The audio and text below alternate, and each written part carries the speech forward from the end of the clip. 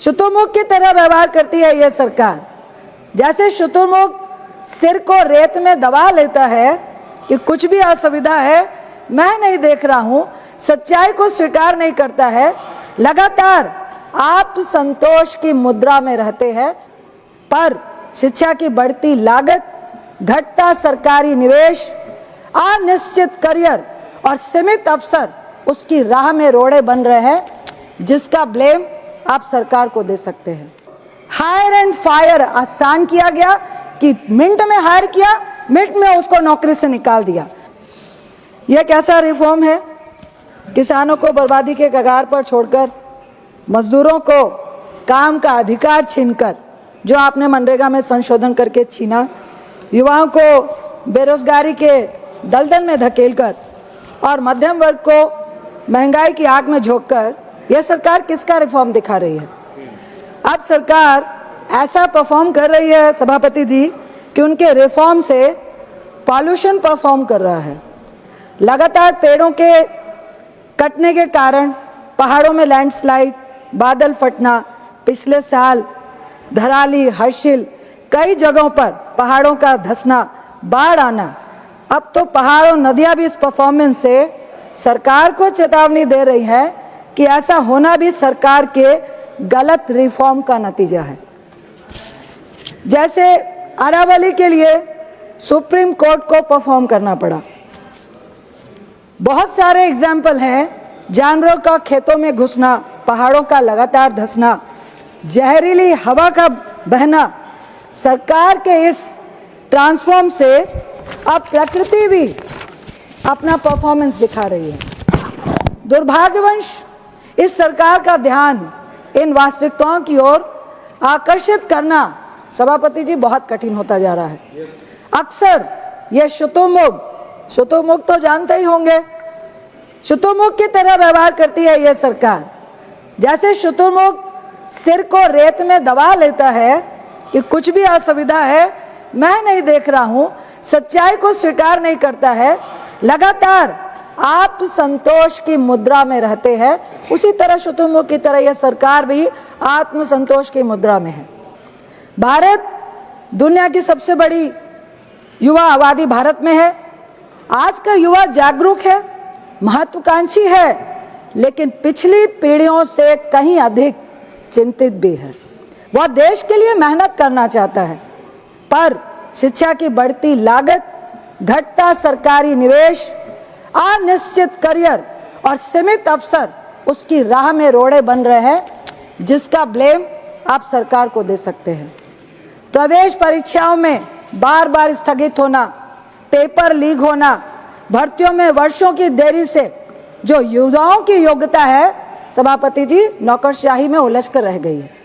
दूसरी ओर 25 करोड़ छात्रों वाली स्कूली शिक्षा प्रणाली हमारे देश में है, मानते हैं, लेकिन आपने 11 साल में क्या अचीव किया? अभी भी तो 11 और 12वीं में पहुंचते पहुंचते जो हमारा नामांकन जो रेशियो है आज भी 58.4% है, और जो सकल उच्च शिक्षा, हमारे HRD मिनिस्टर साहब भी बैठे हैं, जो नामांकन अनुपात है लगभग 30% ही है। ये कौन से विकसित भारत की बात है?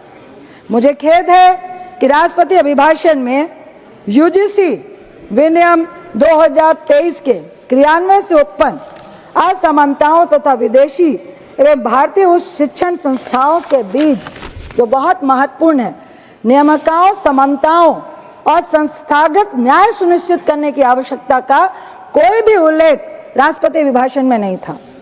मुझे खेद है कि राष्ट्रपति अभिभाषण में रोजगार आज देश के सबसे गंभीर मुद्दों में से एक है। दुनिया की सबसे युवा आबादी वाले हमारे देश में एक होने के नाते भारत सिर्फ दिखावे वाले रोजगार वादों पर नहीं चल सकता जो यह सरकार कर रही है। नौकरी की कमी, अंडर एम्प्लॉयमेंट और असुरक्षित अनौपचारिक काम जैसे गिग वर्कर, प्लेटफॉर्म मजदूर और PSUs के आउटसोर्स कर्मचारी को आप नजरअंदाज कर रहे हैं। रोजगार को गलत तरीके से फिर से परिभाषित किया जाता है। ये बहुत महत्वपूर्ण है सभापति जी।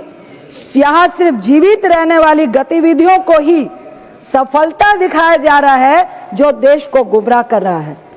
नए श्रम कानून जिन्हें सरलीकरण के नाम पर बनाया गया, कर्मचारी सुरक्षा कमजोर हुई, हायर एंड फायर आसान किया गया कि मिनट में हायर किया, मिनट में उसको नौकरी से निकाल दिया, सामूहिक संघर्ष की शक्ति घटाई, गिग और प्लेटफॉर्म वर्करों को सामाजिक सुरक्षा से वंचित रखा और बड़े पैमाने पर अनुबंध रोजगार को आप वैध बनाने का काम कर रहे हैं। मतलब व्यापार की सुविधा को श्रमिक की गरिमा पर आपने प्राथमिकता दी हुई है।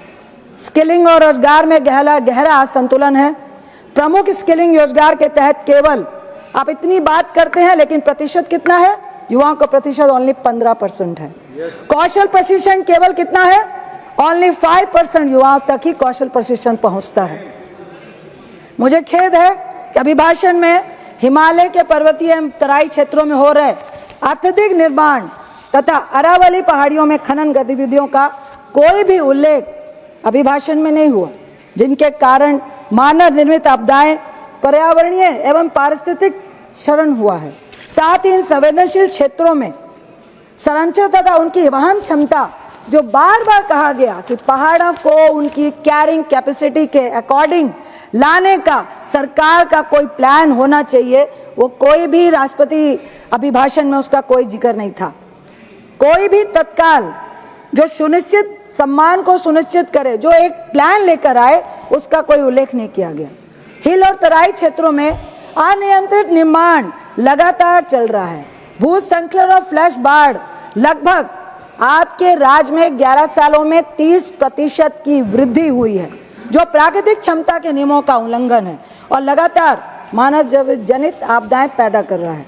मुझे खेद है कि राष्ट्रपति अभिभाषण में दिल्ली एवं राष्ट्रीय राजधानी है और एनसीआर में लगातार बिगड़ती वायु गुणवत्ता, उससे लाखों निवासियों को होने वाले गंभीर स्वास्थ्य खतरों तथा इस मानव निर्मित पर्यावरणीय संकट से निपटने और प्रदूषण कम करने हेतु ठोस उपायों का तत्काल आवश्यकता का कोई भी उल्लेख राष्ट्रीय अभिभाषण में नहीं था।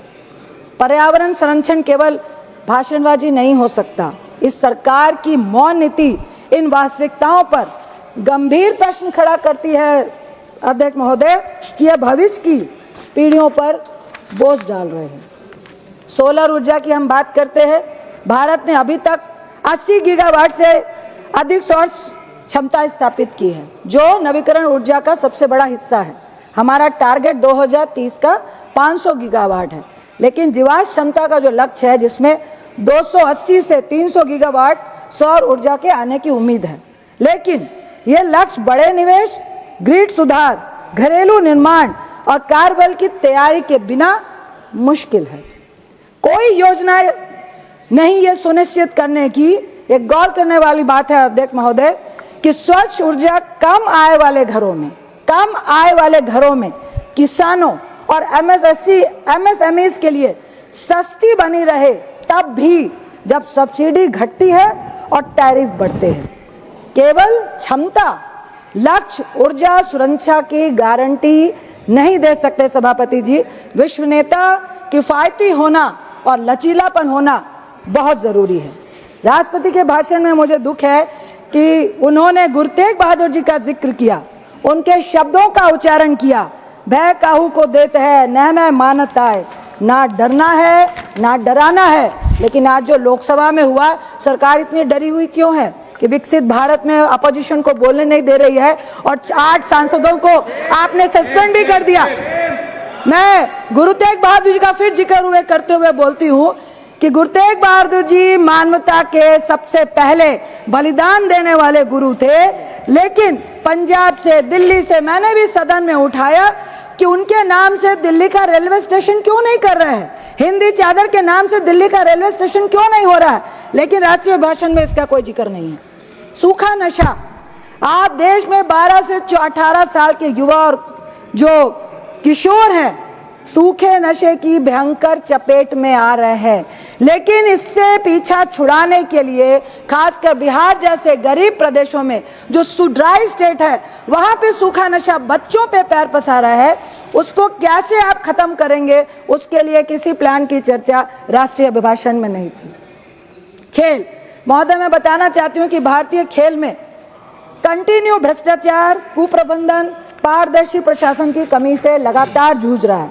खिलाड़ियों के प्रशिक्षण, बुनियादी ढांचे, नियमित रूप से गलत विवरण, भाई भतीजावाद, योग्यता को नजरअंदाज करना लगातार चल रहा है। लेकिन राष्ट्रपति अभिभाषण में प्रशासन में पारदर्शी शासन, मेरिट आधारित चयन और पर्याप्त वित्त पोषण जैसे जरूरी सुधारों की आवश्यकता की कोई चर्चा भी नहीं की गई है।